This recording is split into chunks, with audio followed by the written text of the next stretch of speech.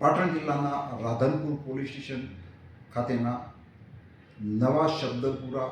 ગામ જવાના રસ્તે એક ઈસમની લાશ પડેલ છે એવી માહિતી પોલીસને મળતો સવારે પોલીસ ત્યાં પહોંચેલી અને એ જે લાશ પડેલી એના માથે તીક્ષ્ણ હથિયારના ઘા મારી અને મોત નિપજાવ હોવાનું જણાઈ આવતા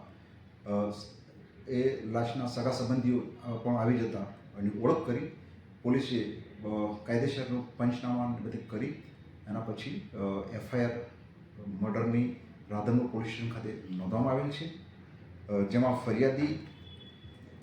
અબ્દુલભાઈ ઇસ્માઇલભાઈ દાઉદભાઈ ઘાંચી રાધનપુરવાળાએ મરણ જનાર એનો ભાઈ સલીમભાઈ ઘાંચી છે એવું ફરિયાદમાં જણાવેલ છે અને હાલમાં પોલીસ આ બાબતે તપાસ કરી રહી છે. મરણ જનારના માથે તીક્ષ્ણ હથિયારના ઘા મારી અને મોત નિપજાવેલ છે. કેટલા આરોપી હાલમાં એને ફક્ત શંકા દર્શાવે છે પંકજ ડાંગરે કરીને, જેની પણ પોલીસ હાલમાં તપાસ કરી રહી છે.